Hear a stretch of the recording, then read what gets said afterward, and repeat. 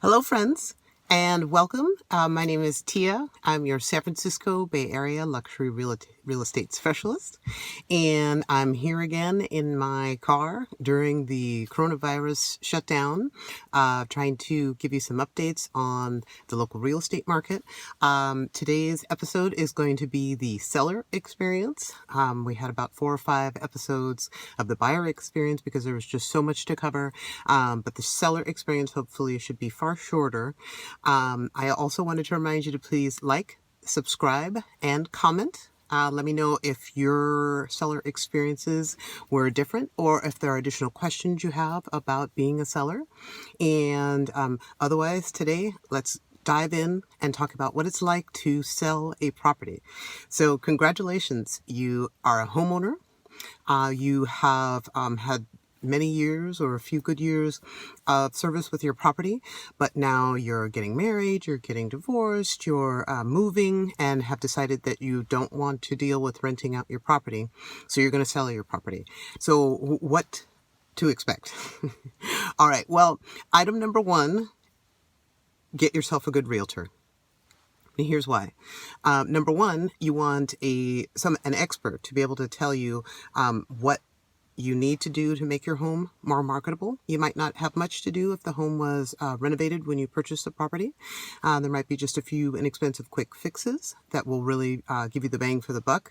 That's the biggest mistake that I see with first-time sellers is they always have a laundry list of things that they would like to do to the property, but those aren't actually marketable upgrades. And they're generally far more expensive than really what is wanted for market. Also, sellers tend to want to put their own personal taste into a property, and really what a real estate expert is going to do for you, a realtor, is going to tell you what the market is looking for now. And it's a lot of times it's particular to an individual part of the country, and it's also particular to what's on HDTV, what's considered low maintenance, what's considered stylish. So all of those things, that's something I tend to see with sellers as well. They get very emotional, understandably, about their home, not understanding that when the realtor is coming in, they're really thinking about marketing and what the market wants to see and getting you the most money for your property. So that's the number 1 reason, in my estimation, you want to hire a realtor. Number 2, especially now in the middle of the COVID crisis, there are no open houses. There's no brokerage tours. The putting the sign in front of your house and letting a random stranger that you don't know anything about come walk around your home is really something that most people are not willing to take on. So I rarely do I see a home that a seller is trying to sell themselves on the open market, simply because all of the realtors have been trained with how to sanitize homes, and they have particular documents that they require buyers to sign that make sure that as you are marketing your home, number 1, no one sick is coming into your home, and number 2, they don't know anyone sick. They're not going to come back and sue you because they're going to say that they got sick from viewing your home. So those are all very, very important legal protections. And that's in addition to the regular old legal protections that an agent can provide you as being a member of a brokerage. There's a level of training that sellers may not recognize that realtors have to prevent both themselves as realtors and you as a seller from getting sued. And that's where it starts to get a little bit dicey when you are a seller, is you just have to bear in mind the liabilities that are involved, and that's why there are a lot of disclosures that are required. And I'm sure you remember when you purchased your home how many disclosures you signed, and I'm sure then looking at it as a seller, you can understand how important it is to have those disclosures at your disposal to protect you as you look into selling your home. So you've picked a great realtor who gave you a great listing presentation, amazing competitive market analysis known as a CMA, to give you a sense of what your home is going to sell for, at least what similar homes with similar features bedrooms and baths, square footage, lot size have sold for recently, just as the appraiser will when you're in contract. And just to give you a sense of what the home might sell for. Now, here's an interesting concept to think of as well. It's the concept of the list price versus the sale price. And this is something that's very confusing and can also be very emotional for sellers. When the realtor is trying to set a price for your home, generally they are looking at what price is going to bring in the maximum number of offers. Now, we don't necessarily want 50 offers because there is a duty to disclose all of those offers. And, you don't want to look at 50 offers, but, maybe you want to look at 10, or 20. So you try to price low enough so that you get those multiple offers, but not so high that you don't get any. And it's generally somewhere in between. And again, your realtor is going to be able to pull local market data that is not available on Zillow or the MLS, because these are closes that happened yesterday, right? Because they know other realtors in the area, and they may have just closed a home themselves, so they have a comp for you out of their own stock, the inventory that they're buying and selling on behalf of their clients. So it's really that expertise that you want, and of course the negotiating skills. So once you have that, you'll have a sense, and also they'll be able to help you create a punch list for the things that you are going to fix and things you aren't going to fix. But getting back to the list price versus sale price, so just understand that the list price is probably going to be lower than the sale price. But understand the realtor's not trying to work against you. They're not trying to underprice the property, but what they're trying to do is bring in the maximum amount of interest, and not exclude anyone that might have interest in the home. And especially now, because the market is very, very active, many buyers, well, you got two types of buyers. You have one type that hasn't been active at all and wants to start getting active and thinks that everything should be at a discount because of the pandemic. And then you have the other type of buyer who has been making offers, understands the reality of the market right now, and assumes that they're going to have to pay 100, 200, 300, over list price. So that's the buyer that you really don't want to miss out on, because they might have cut off their searches, and everyone does internet searches now. No one, people look in the paper, but that's not where the majority of their home search is. Generally, it's online, and those online searches are done by parameters. So the parameters are bedrooms and bathrooms, but most importantly, list price. So if someone has a budget of $900,000, they're going to assume that they're going to be looking at a home that's maybe asking $700,000, asking $750,000. And if you've priced it at $899,000 because you want $899,000 or you want $900,000 or $910,000, you're going to miss out on that buyer. And if we miss out on those buyers, then what ends up happening is the home ends up sitting, and then you end up getting even less than what you thought you should have got, because we missed out on those buyers. So that's an important distinction to think about. Overall, as a seller, your job is a little bit easier because you're not out searching around for homes, right? It's really about preparing your home and giving the market the best product you can. So with the advice of the realtor, you've got your punch list together. You have decided which repairs you are doing and you aren't doing to the home.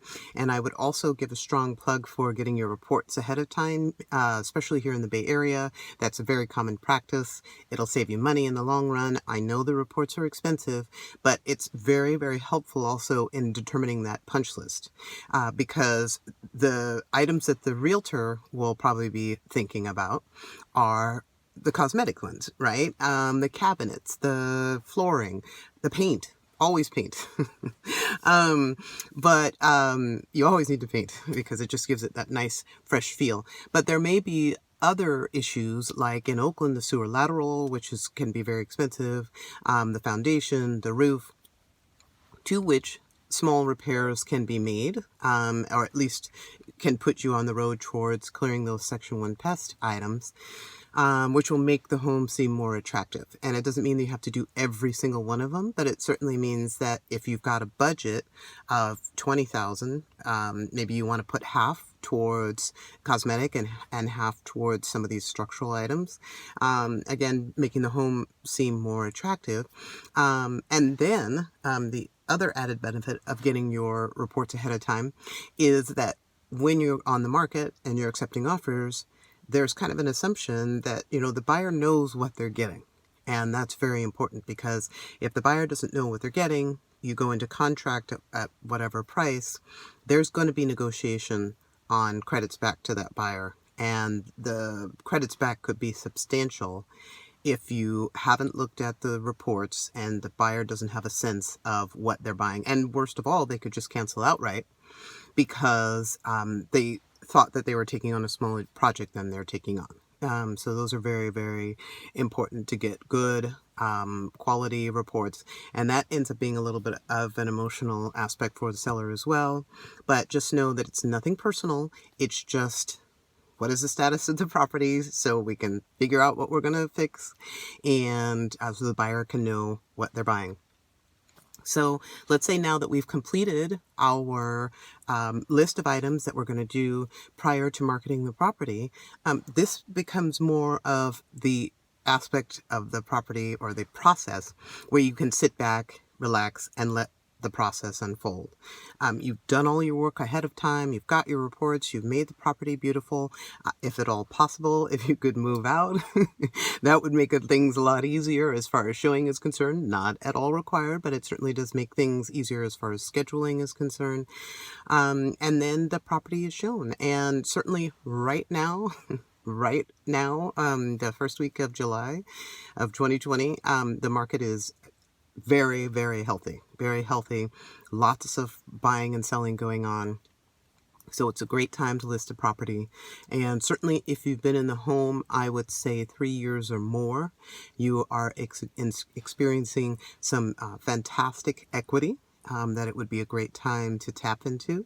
And even though the market is hot right now, right this second, what I will say is, for at least the next month or so, I think we're still going to have a very strong market. So if you felt that you could put your property on quickly, with minimal amount of invasiveness, you're still going to do well, because what I'm noticing is a lot of buyers pouring into the market right now who are not getting homes because there are multiple offers, and other buyers that are strongly interested in moving forward because they've had those life changes, just like yourself, right? They are expecting a child, they're moving out of San Francisco, which it seems like everybody is doing, and the list goes on. But those life changes still occur, and people still want to make changes to their living situation based on those. So I do believe that there will continue to be a strong market. A lot of the people, too, that I'm seeing coming in have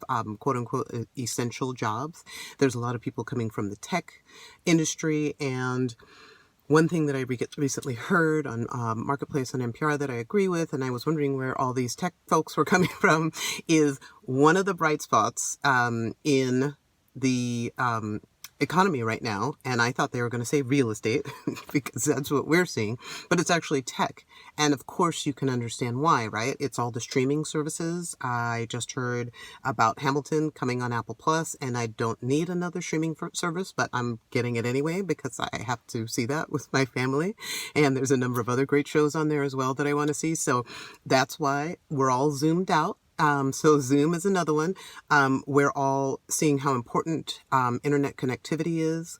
We're all Googling things to try to figure out what to do with this can of tuna, or what to do with these beans, or whatnot. So we're really, really using the tech that we have. And for those of us working at home, we are also considering upgrading our Wi-Fi because, like in my case, I got two teenage children, each of which are in, I have a freshman and a junior upcoming, who will be Zooming all day long while I'm trying to be on the computer and download documents and that sort of thing. So long story short, the tech sector is doing great. That's who's driving the market in the East Bay, it's, as usual. And so that's going to continue to be strong because those needs are going to continue to be there. And in addition to that, you have the real estate market, which is going very, very well. And real estate supports so many other industries: gardeners, landscapers, appraisers, lenders. The list goes on. And what I will say is that everyone is busy right now. Everyone is very, very busy. So that bodes well for the market. And as I said, if you're thinking about selling, now's the time. There's really most of the work for a seller is up front. So once you get through that emotional aspect, once you get and you're ready, you realize, okay, this is the time I'm going to take advantage of this. I want to move back closer to the grandkids. I want to take life a little slower and move to a place that has lower not lower standard of living, but lower cost of living. And I'm ready to do that. Then this is the time to do that. So I'm just going to take a peek and make sure that I covered all of my topics. So that was it. So, be ready for suggestions as far as improving the property are concerned. The ideas that you have might not be the ideas that the agent has, and the agent's really the one, they're hired for their marketing, primarily for their marketing and also for their negotiations. So go ahead and use that resource. Generally, the seller pays commission. So, get your money's worth and let the agent dictate what needs to be done. They will save you money. And one thing I can also express is that with my brokerage, if you have extensive renovation costs and you want to be able to take care of those up front, we have a program where we can help you with that and take the proceeds out of escrow, of course. So anyway, that's the seller experience. If you have any questions or comments or anything that I didn't cover that you want to hear more about, please do comment. And please remember to like and subscribe to my YouTube channel for more videos like this one. Also, I wanted to invite you to join my Facebook page and my Instagram at Homes by Tia. It took me a moment to remember what I was talking about there. But Homes by Tia, at Homes by Tia. And I'm always posting photos of some beautiful properties. The great thing about a lot of the photos that I have is it's really, there's a method to my madness. And what I'm trying to do is to get us inspiration for how we can bring some of those same elements into our properties, the properties that we are marketing and that we're looking at. And there are very, very simple ways and oftentimes inexpensive ways to do that as well. So thank you very much for your time today. I look forward to seeing you on the next video and enjoy your evening.